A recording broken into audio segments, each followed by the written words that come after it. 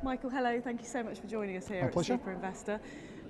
Obviously, hugely tumultuous times we've had in 2016, amazing landscape, and your panel today was specifically looking at Brexit and the aftermath. So what would you say about what reaction has taken place so far?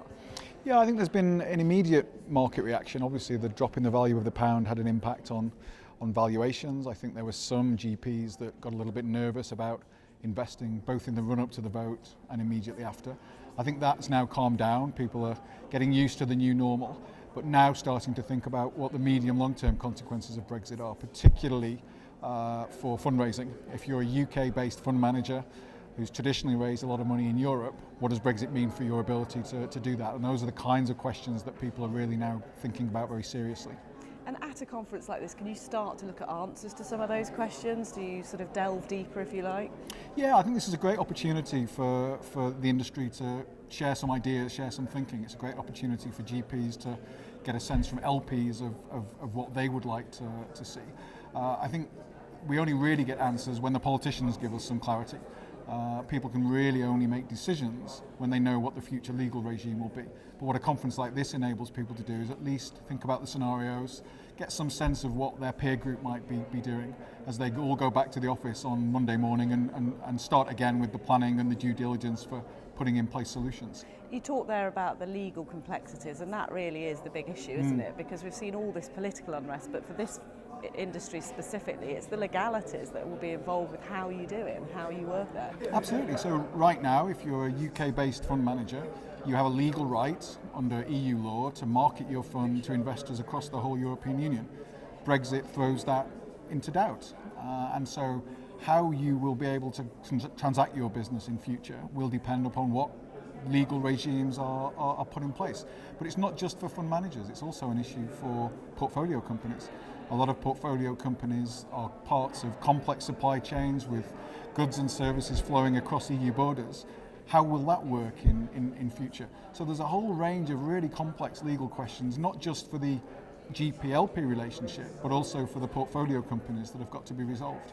What reactions are we actually seeing in reality? Are companies looking at moving out of the UK altogether? We've certainly heard from some of our members at Invest Europe that people are thinking about contingency plans. So if you take a UK venture capital fund that has traditionally raised a lot of money from the European Investment Fund, which is an EU institution, you may well want to make sure that you can continue to get access to that money in future, and establishing a presence onshore, as it were, within the EU 27 is something you're going to be looking at.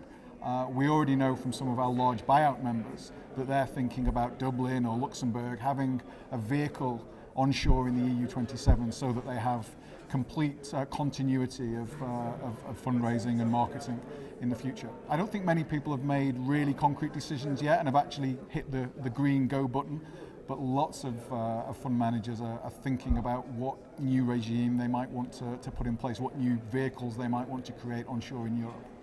Now, when companies are looking for answers and looking for the way forward like this, it's particularly difficult if there is a thought that there may not be a definitive answer even when Brexit is triggered. And that's what you talked about on the panel, that on Brexit day, things could still be pretty unclear. Yeah, absolutely. There's a very real risk, I think, that we simply can't negotiate all of these details in the 2 years that Article 50 of the EU Treaty recommends. And so there's a very real danger, I think, that we get to that day of Brexit and some of these questions are simply unanswered. One of the things that we do at Invest Europe is try and make sure that we provide members with as much clarity as we can about what the options are, what the scenarios are. But it's certainly possible that we'll get to that day and not have any answers, which is why contingency planning is so important. With all of this in mind, is it inevitable, therefore, that people do retreat to the safe havens such as the US? And are we going to see a move from private equity sort of dominating the US again rather than in Europe? I think, as we discussed on the panel this morning, actually any kind of uncertainty and dislocation provides opportunities as well as threats. So yes, we've got to be thinking as an industry about what the downsides might be, but there's also still great companies in Europe to invest in, great investment opportunities. And when others get a bit nervous about investing in Europe, this is often a time when private equity can step in. So the sense I get from the conference today and from the conversations we have with Invest Europe members is that actually people are still pretty optimistic about Europe. A good positive note to end on. Thank you for joining us so much. Good to talk.